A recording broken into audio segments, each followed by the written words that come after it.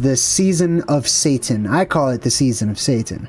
Many other people refer to it as Satan's little season. We're going to especially get into how this topic has really fired up some of the inner demons inside of some people. I'll say that. But basically, I was doing some research on the subject and I came across a few different videos, and the context, the content, the tone, everything that was presented just rubbed me so wrong. It didn't vibe with my vibe. And I wanted to talk about it. And I really want to talk about why. So I like seeing other people inspire others and lift people up and, you know, plant seeds that grow and bear good fruits. I don't like it whenever people that have a lot of subscribers think they can go around throwing their weight around, picking on other channels. But I really promote and encourage open-minded thought. I would like to personally extend a few shout-outs to some channels. These people have helped me and done a lot of research in my investigations, giving me some really good paths to go down when it comes to this topic of what I call the season of Satan. I spell it like that purposefully because it spells SOS, because we need help. Okay, that's basically why I do that. So, big shout outs to these following channels. These are people that I appreciate the way that they share information and the information they have shared and just their vibe.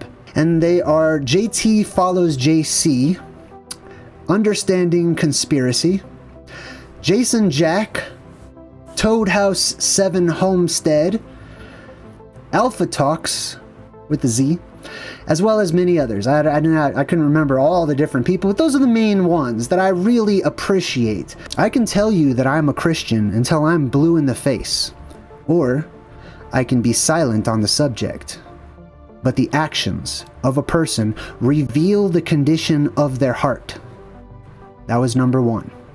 Number two, the frequency. All living creatures project frequencies. Sometimes in the form of speaking.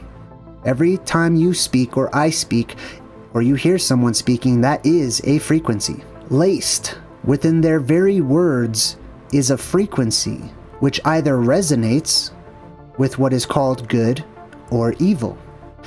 This resonant energy cannot be proven, as it is not heard, it is felt.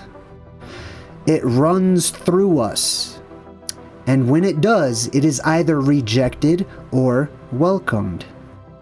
It vibes with our very own frequency or clashes. This is spellcraft, and it is either positive, negative, or neutral. When an opposing frequency clashes with our own frequency, we know that we're dealing with adverse energies or vibrations, those that are adverse to our own. A person whose energy or frequency is adverse to our own is called an adversary. The Hebrew word for adversary is Satan, or Hashatan, which means the adversary. Number three, this is the tricky part. This is where it gets kind of tricky. When negative energy is introduced to positive energy, it's called adverse, or satanic, or evil. However, just the opposite is also true. When positive energy is introduced to negative energy, the person with the negative energy also may accurately describe the positive energy as being adverse, or satanic, or evil.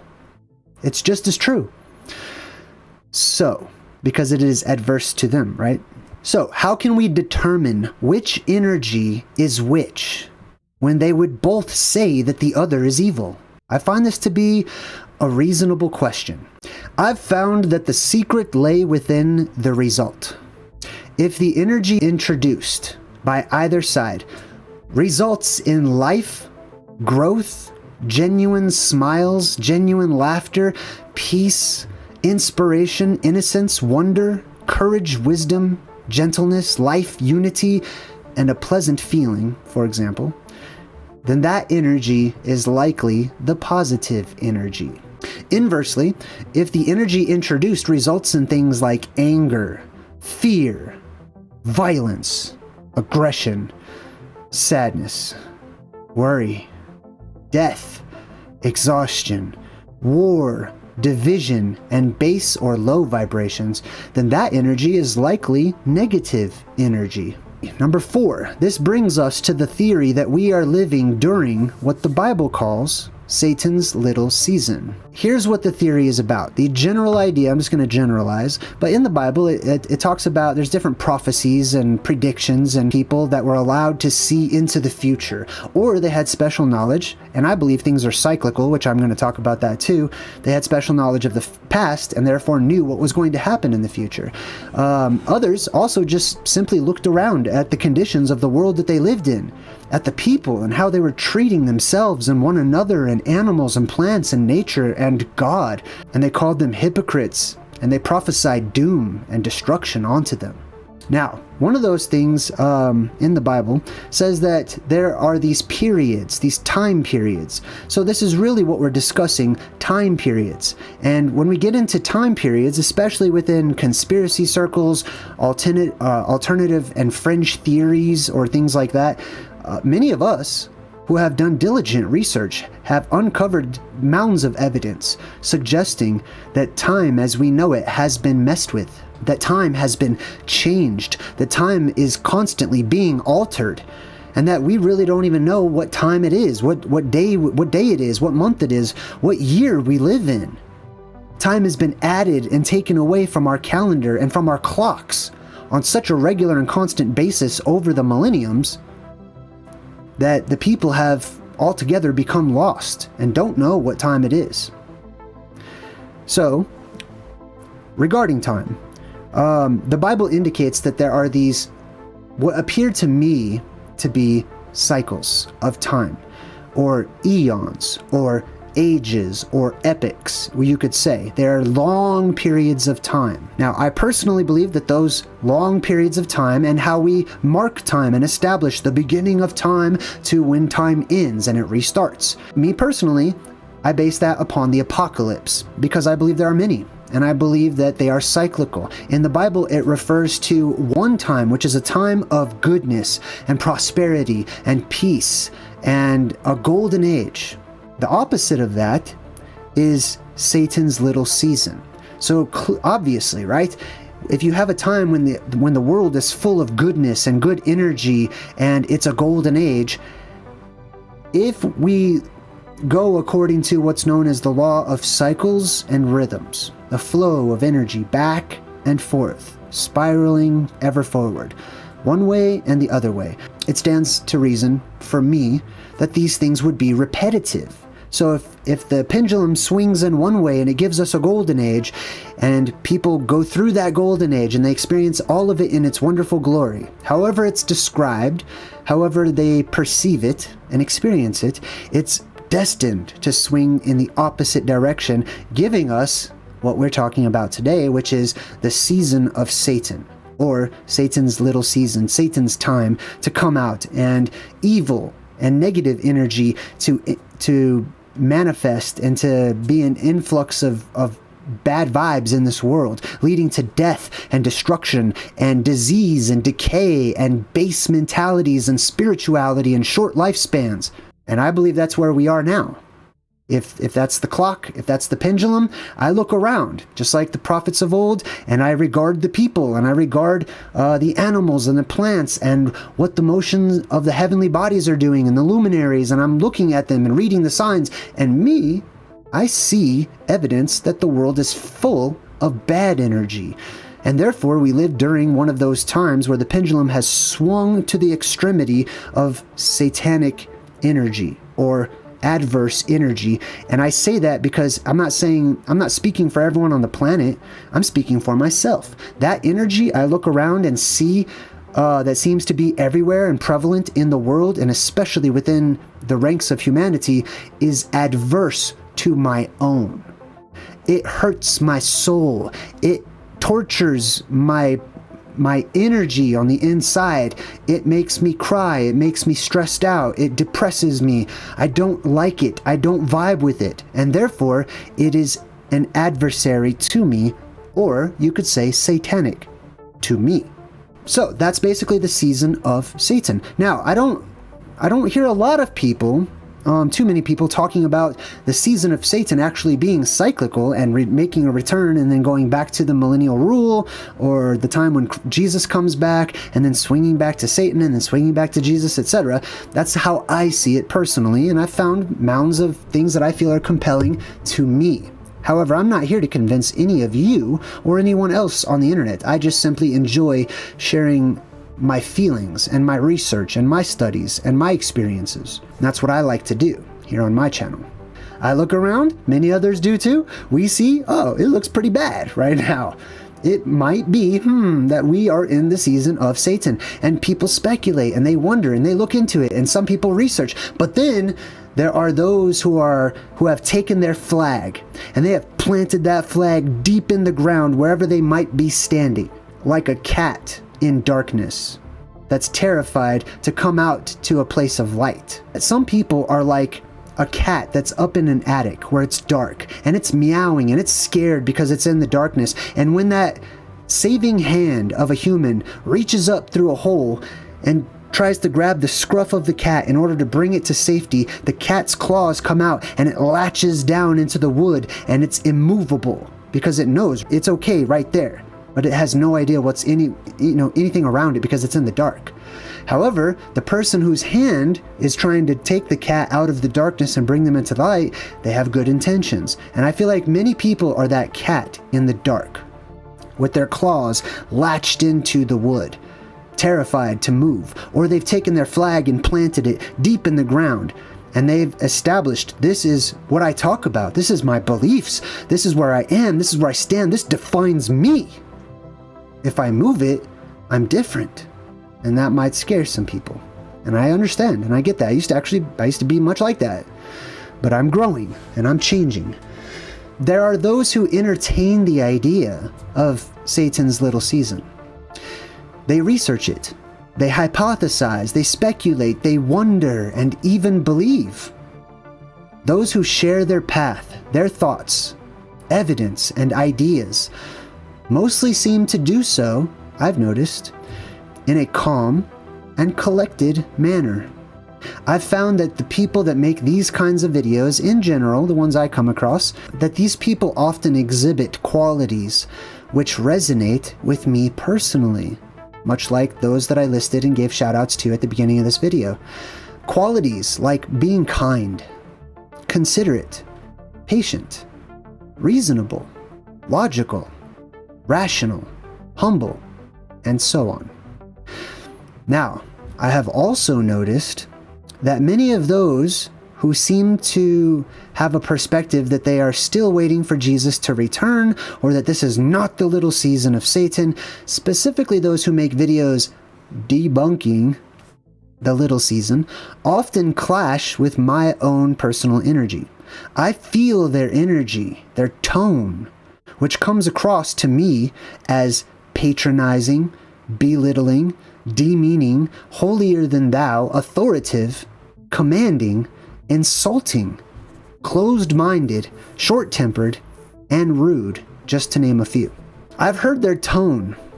We need to silence these people. Don't listen to this history was changed YouTube nonsense. These people are blasphemers. Do you hear the inflection?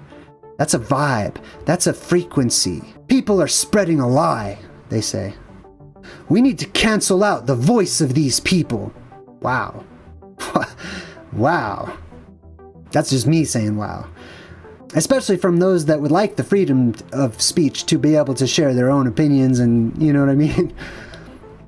These people don't know Bible prophecy. They don't know the specifics. I'm going to help you to recognize these liars. And sometimes they'll even show a thumbnail of the other person's channel or their video, or put their picture on the screen, straight up doxing them and calling them out and just being slanderous. And then they'll insist that they are right. And then they'll quote the Bible for about 10 minutes at least, serving up a salad bar of verses which they believe prove their position. And then they say, see, it says right there. Look, I just read the verses to you. It says right there in the Bible. But just like you can recognize Jesus in another person, I suppose you can also recognize Satan in another person, right? Liars are a huge one that they throw around. These people are liars. They're lying to you. They're purposefully deceiving you. They're false prophets. Like, who are you? Like, okay. No, I don't see that at all. You know, I don't even see that from the opposition. I don't even see that from the adversaries. It seems to me like they're very passionate. They're very convinced that they're genuine in what they present from both sides. But that's how I see it. But it's that condescending attitude. Even the Bible talks about, don't let your gift be seen as a curse. You know, a lot of people have good intentions that result poorly. They have poor results. But they feel that because they had the best of intentions, that should just have the best of results, when it doesn't always do that. It falls to us to exemplify and to practice being wise and being humble and understanding and compassionate, considering the people that are around us and our audiences and people that we're speaking to. Then sometimes they read the Bible for like 10 more minutes and they assume that the text has actually proven their own personal beliefs or perspectives. You know, like, look, see, boom, I just read it right there. It's right there. Oh, so they say that people like myself are purposefully misleading people, or we're just deceived ourselves. We were duped. We're duped by Satan, and therefore we're so excited like children just running around speaking false doctrine. That's another one. They say things like, these people are not to be trusted. Wow. So people that have speaking platforms in real life and on the internet are going around with this cult mentality, telling their followers, avoid these people, don't subscribe to that channel, don't listen to what this person has to say. Does that sound like that person? I mean, I'm just gonna say, to me, it doesn't sound to me like that person stands with confidence on whatever truth that they believe in. You know, let's talk about our truth. Let's focus on what we believe in, instead of going around and break everyone down and leverage their channels to go and take action against their adversaries. I think that's kind of messed up. You need to learn the truth. That's funny. A human telling another human to learn the truth, as if one human has mastered it all. As if there's anyone out there making YouTube videos or preaching in pulpits that they have the ultimate knowledge, that they know everything about everything. You don't have to do the things that you know to be bad, and that's good news. You're not stuck. Now, I also believe personally that there will be a time when energy is so amplified that it's going to be very difficult, if not impossible, for people to change from bad to good and from good to bad, etc. During the Dark Ages, we talked about the examples where the people were so divided. Christian people were so divided amongst themselves that the leaders of the Mediterranean communities had to come together and form councils, official meetings to talk about this. So people, they bicker a lot, I've found. All throughout history, there's nothing new under the sun. Oh, and then another thing too is, like I said, a lot of people don't really seem to consider that these things are cyclical. It's once and only once. That's final, okay? So Jesus came, boom, that was it. And then Satan's time, boom, that's it. And then it's just forever and ever and ever without end. After this rant where it looks to me as a viewer, okay, and I'm also addressing you YouTubers out there, or pastors or preachers or whatnot across the world that lose your ever-loving minds or ever-living minds, and it's like demons just jump right out, and you sound like you want to murder somebody. You sound like you want to go to physical, actual war and kill people, and that's how it's coming across to me. So it sounds like you're possessed, is how it comes across to me. It sounds like you're possessed, and all of a sudden it's like you snap back into it and you want to like leave it on a good note, so you tell people to like be blessed or something. Well, I'm going to tell you as an outsider, when I hear that after a long, evil, negative, satanic rant, I reject your blessing. I do not want the blessing of the devil. I don't want the blessing of your God, whatever God you follow. I don't care if you copycat the name or anything. okay? I'm good. I'm good with my beliefs, my energy, my ideas, my path, etc. You can, I'm mirroring that blessing right back to you. You can have that blessing, okay? I'm going to take the blessings of others who have a frequency and an energy that seems to be good and pure and loving and stuff. I believe in seeking out the truth, and I believe in inspiring growth and goodness within myself and those around me. This video is brought to you by the Biblical Book of James, chapter 2, verses 18 through 26.